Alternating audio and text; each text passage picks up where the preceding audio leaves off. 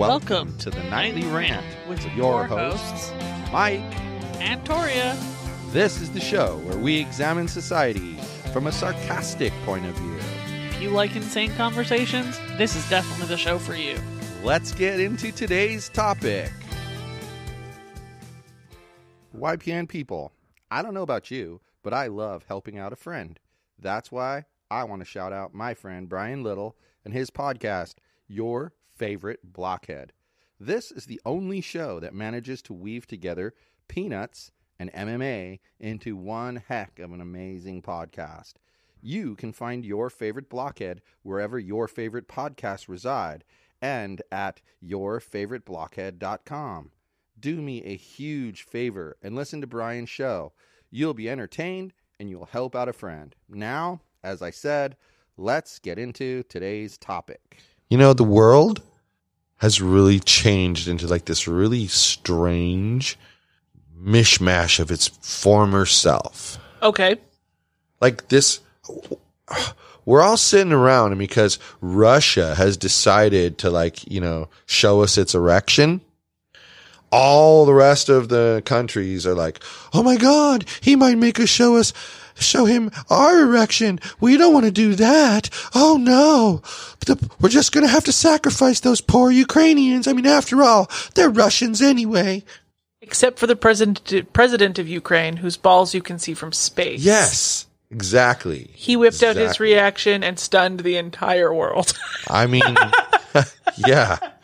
I mean, but it's just so ridiculous that everyone's just sitting by and watching while, you know, Russia tries to be the bigger ape.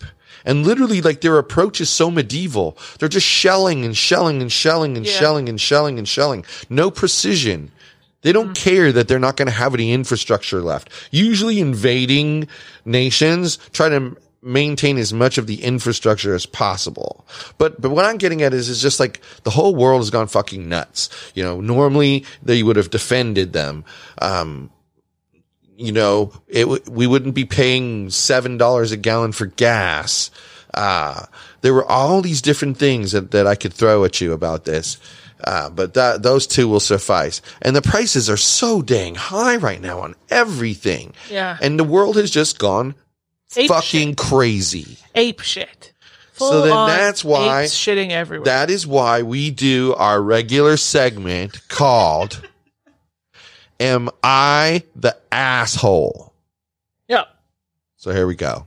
I'm going to kick back here. I'm going to listen. If I have something to say, I will interject. And then at the end, I will see who the asshole is. Alrighty. I, 27 female, was supposed to get married to my ex-fiancé, Mason, 29 male, on the 20th of this month.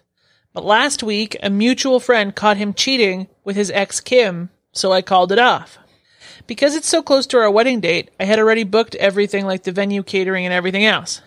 I barely managed to get any money back as it's mostly non-refundable, so in total, I've lost about $20,000. Last year, I took out a loan to cover the cost of the wedding. The longer I take to repay it, the more interest it gets. When we first got engaged, Mason agreed to sharing our finances together, meaning, had we gotten married, I would have been able to pay it off. This was supposed to be in our prenup, but because we didn't get married, it meant he no longer had to share finances. I've asked him if he was willing to help, and I told him that I will go into debt if he doesn't, and I can't repay it alone. He told me, it isn't my problem you took out a loan you can't pay him back, and stopped responding after that. When we got engaged, Mason proposed to me with a family heirloom ring belonging to his great-grandmother that was worth $25,000. When we canceled the wedding, he told me he wanted the ring back, but we never got around to arranging a time he could pick it up. Because I don't want to go into debt, I told him that if he didn't agree to help pay the loan off, I wanted a lawyer involved, that I would sell the ring. He didn't reply and ignored the messages. However, talking to a mutual friend, Jake, I found out he actually read the messages and told everyone he didn't care because I, quote-unquote, wouldn't do it. I asked Jake to tell Mason that if I don't get a message from him in the next 24 hours that I would sell the ring. Jake told me again he didn't care and didn't think I would do it. So the next day I sold the ring to an online website and messaged Mason to tell him it had been done and told him he shouldn't have underestimated me. He started cussing me out, saying I didn't scare him and that he would be around for the ring later. True to his word, he came to my house demanding the ring, and I told him I sold it already and showed him the proof. He blew up, saying I was a petty bitch and that I shouldn't have sold it because it wasn't just a ring. It was an heirloom that meant a lot to his family. A lot of my family members think I overreacted and shouldn't have gone to the extreme measures. It will be hard for him to get the ring back, if he even can at all. So who's the asshole? They kind of left it on a weird note. I don't know if you're going to be surprised by my answer or not, but, I'm not a sentimental person really that much. I think the guy's the asshole. That's what I think too. I think you're going to be, I think you're surprised by that. I would think the guy was the asshole and not think the woman was the asshole for selling his property, which wasn't hers and didn't belong to her. But I say that he got her into quite a bit of debt with the understanding that he was going to help her pay it off. I mean, I feel like the circumstances around the time you make the decision to sign the papers matter. And the only reason he wouldn't have been included on the papers is at the time he couldn't be included on the papers. So there you go. Stop it. But friends can get on a loan together. So why wouldn't they just because both didn't of their they say names on the something loan? about his credit wasn't good or something like that? Oh, maybe. Maybe I'm making that up. I don't know. But anyway. It's just weird. Let's go with it. His credit wasn't good, and that's why he couldn't be on there. So I was going to say the reason that I think she's stupid is because she didn't get in writing an agreement from him to pay back half of that loan. And she didn't just get him on the loan. Find a way to get him on the loan so that they're both equally responsible for it. That's where I think she went wrong. Those two places. Can I ask you a question? And they were just stupid decisions. I agree with you. I do. I agree with you and everything you just said. But let me ask you a question.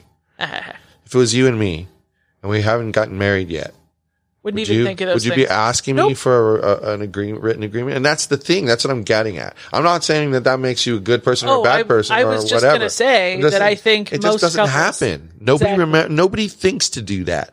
And reality is, if you lived life the way life should be lived, you'd protect yourself. And if you protect yourself, you'd get an agreement.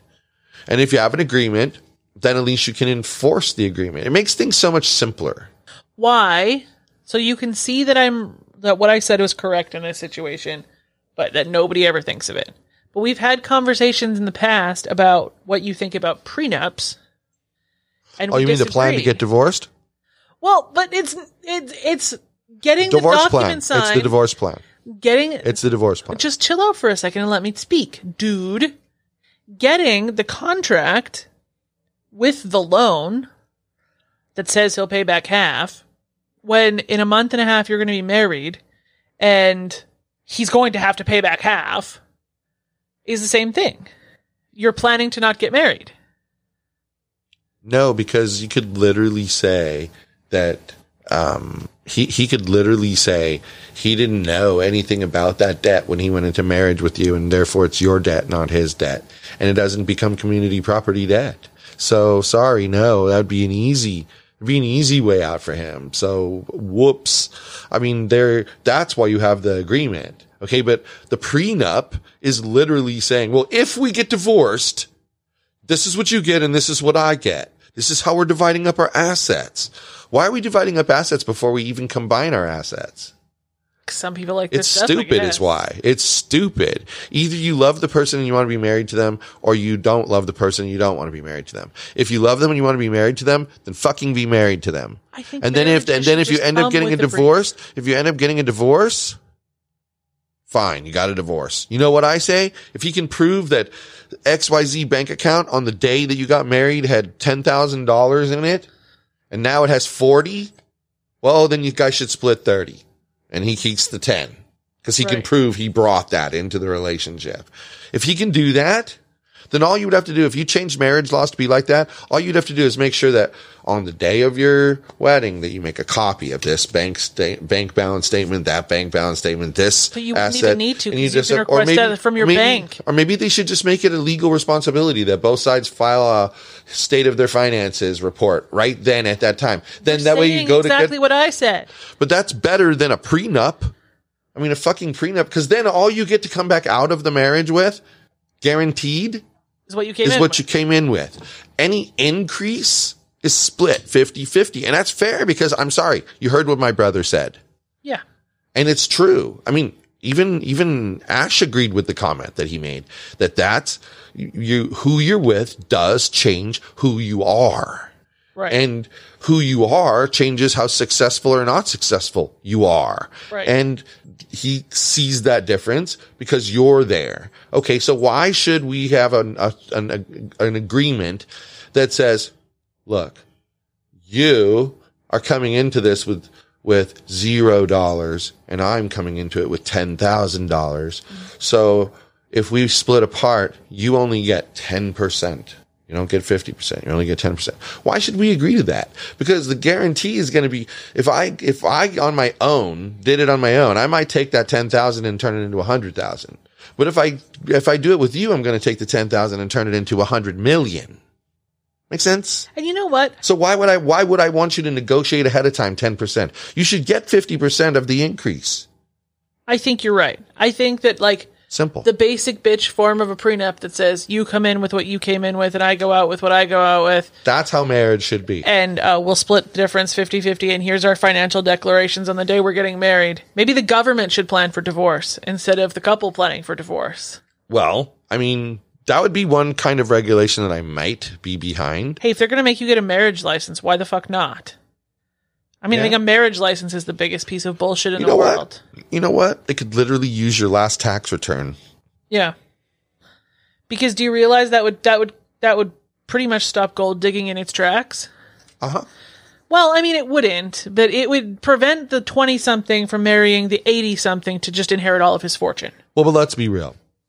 Stuff. She'll make some money on the deal because he's going to increase his net worth. All right. But if she was actually a participant in that, it would go up even further. Right. So my point is, yeah, she's going to get something that she doesn't deserve. Mm-hmm. But sometimes in order for you to make sure that you are substantially equitable in a situation, you kind of have to give up some freebies. Okay. You know? Sometimes you just have to give up freebies. And if something like that's a freebie, that gold digger, she's going to get some money out of the situation because she was smart enough to trick him into marrying her. And so she's going to walk away with some extra dough.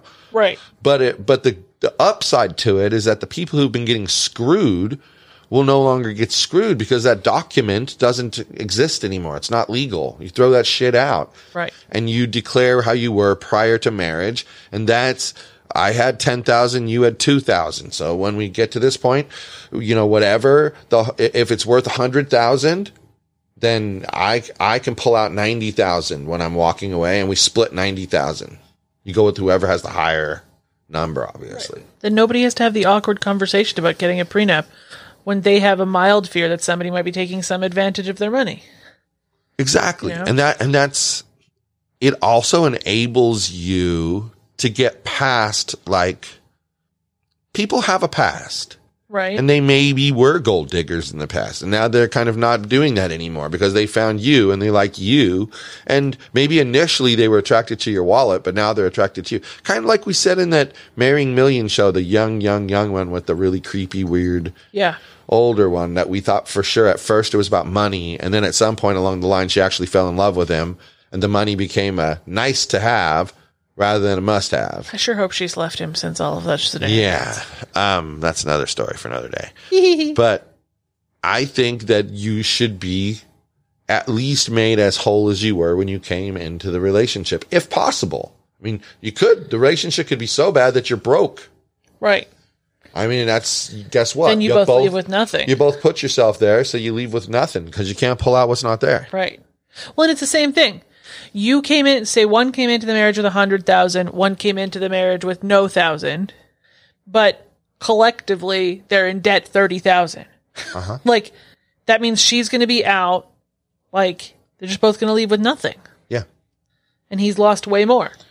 But it doesn't matter. Exactly. And at that point, it doesn't matter because, I mean, again, both people bring the relationship to where it ends up. It's a two-person thing. It's not a one-person thing. Right. Although, I mean, I suppose there are situations where a single person causes the downfall. Yes, but they were usually a problem before you married them. Yeah. Well, and that's the thing. And people will say like this dude. Well, like, in the Am I the Asshole? Yeah. But people will say to you, well, how do you know that? They didn't say that. Did they ever say that? Well, of course they never said that. People don't ever tell you their secrets like that until they're at rock bottom and they're ready to just see you. Right. And how do you get there from one incident? You don't. You don't.